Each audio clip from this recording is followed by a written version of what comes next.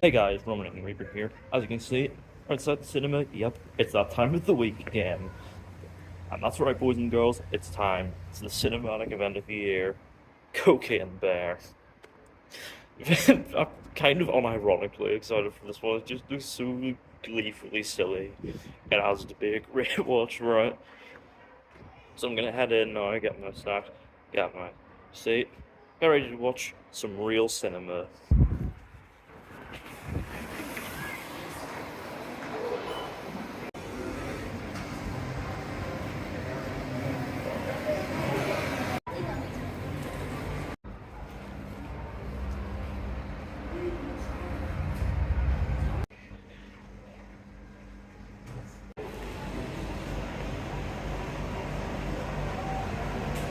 See, I've got my popcorn and a drink here, frozen Fanta, ready for cocaine.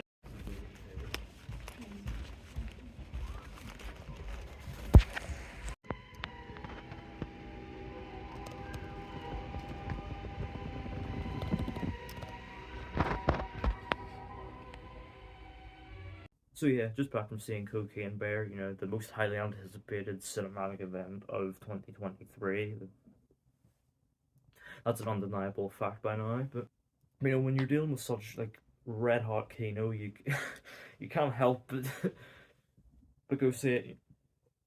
Yeah, but in all fairness, when you're dealing with a premise as gleeful as silly as this, you do kind of have to go see it just to see what it's all about because yeah, you can't not. But does it live up to its gleefully silly aspirations? Let's find out. So the film tells the true story of a 500-pound black bear in a forest in Georgia that consumed a duffel bag of cocaine that was dropped by drug runner Andrew Thornton in December 1985. Long story short, the bear went on a bit of a killing spree, and there the bear witness to these horrors are an eclectic and eccentric group of strangers who are all there for their own reasons. Okay, so right off the bat, if you've done your research about the true story, then you'll know that this is not a one for one telling because in real life, the bear did ingest the coke, but there's no known evidence it went on a killing spree and it was found dead, like possibly minutes after it ingested the coke. So yeah, this is a sort of a sort of a loose telling of things, but it does have a stranger than fiction vibe about it. So which it does run with because this is just possibly one of the greatest films I've ever seen. It is just truly like when Martin Scorsese said that Marvel movies aren't cinema. This is the cinema he was referring to because it's just so beautiful. Like when the bear said it's coking time and then proceeded to bear all over the place. It brought a tear to my eye. The American Film Registry, will absolutely be wanting to add this immediately because it's just its contribution to cinema is just too valuable. 10 out of 10.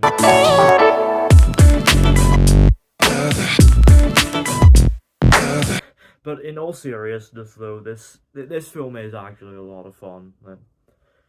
It is hard to sort of reverse engineer a wannabe cult classic like this. Case in point, Snakes on a Plane. That's like the one example we have. It's old enough to have its driver's license, like. But recently, it's worked out well. Notably, Mithrigan and Violent Night.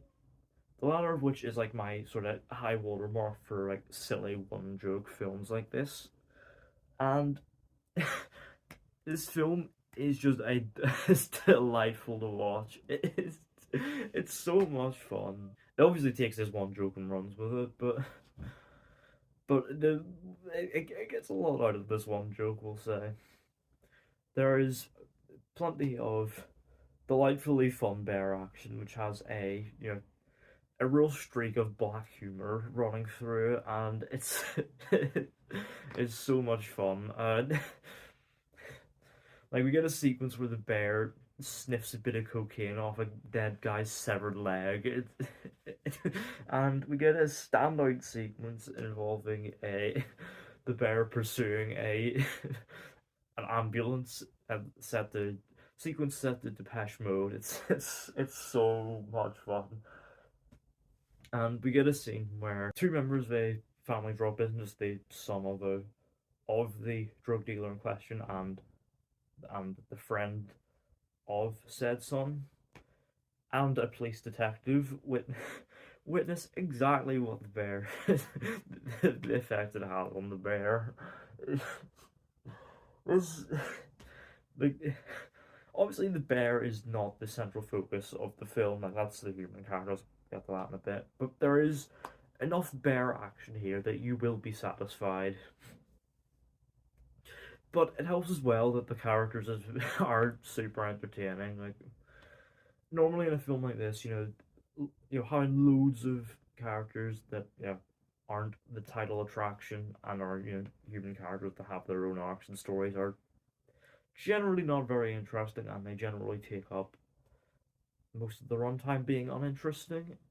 That's not the case here because here what Elizabeth Banks has assembled is a a cast of characters that feels not too dissimilar to a Coen Brothers Rogues Gallery. Like we've got Sari, a mother looking for her daughter, and one of the daughter's school friends. And I enjoyed this thread a lot. Carrie Russell does the sort of concerned mother, you know, thing very, very well. It's sort of in a way a more serious thread, but they weave in humor in that thread a lot. From her being the straight woman to her daughter's school friend Henry, played by Christian Convey, who's delightfully potty mouthed. He's a movie kid character, so he's got a foul mouth. But we also have the aforementioned drug dealer's son and friend Eddie and David, played by Alden Ehrenreich and O'Shea Jackson Jr. I really like their dynamic. They they had delightful chemistry, and the way they played off each other was so much fun. Like there's a recurring thing of them playing a game of 20 questions, which David struggles with. And I really enjoyed all as well. Sort of Eddie's quite like bemused, sort of straight man reactions to everything, and he also has a sort of more like emotional thread of him being a widower who's like getting over the death of his wife Joni, or John as his tattoo says.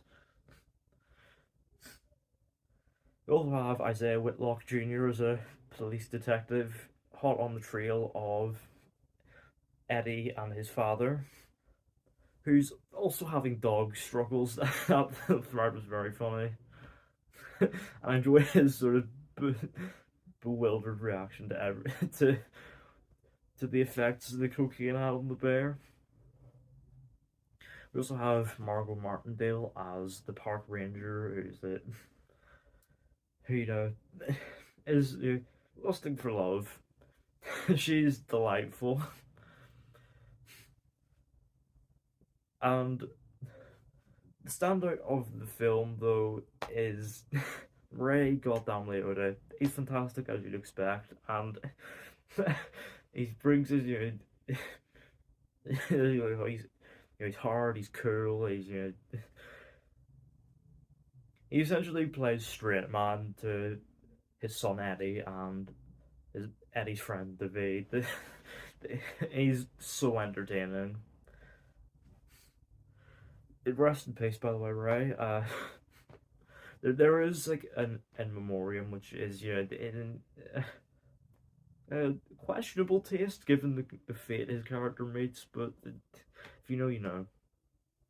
Admittedly, the film does take a little while to sort of hit its groove because when you're setting up this many characters, the laughs don't really come until everything's all in place for the plot at hand. But even then, there are fairly solid chuckles throughout. But once things, once the action like moves into the woods and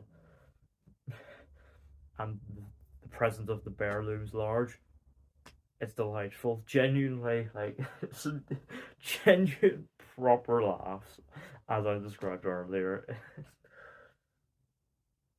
It's also a visually strong film. Like cinematography wise, it looks good because they shot it all on location at in County Wicklow, Ireland, and yeah, the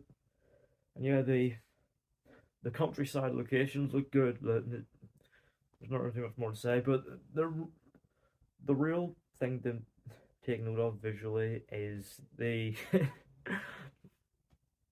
the visual effects of the bear done by Weta Digital on a fairly healthy budget of 35 million. Looks stellar. Like it's the bear is actually played by a human performer, but that's obviously like brought to life through motion capture as well, and it looks flawless. You can tell these are the guys that brought Pandora to life. It's also got a strong soundtrack as well. Some 80s bops, and yes, including Depeche Mode, and a fun little synth score by Mark Mothersbaugh, the guy that did the Boom Blocks soundtrack. So yeah, and it keeps the vibe entertaining and fun. And yeah, not really too much more to say about Cocaine Bear. It's a delightfully fun stranger than fiction true story that takes a little bit to find its footing, but once it does, it is full of gleefully black humor, and you can absolutely tell this was a Lord and Miller production, as well as a hugely entertaining cast of characters, a fun soundtrack, and strong visual effects. That, despite the fact this is based off a true story, there's going to be a slew of knockoffs coming. The Asylum already have theirs coming this summer, so but yeah, overall, I'm going to give Cocaine Bear an 8 out of 10. Yep, this is on Violent Night level.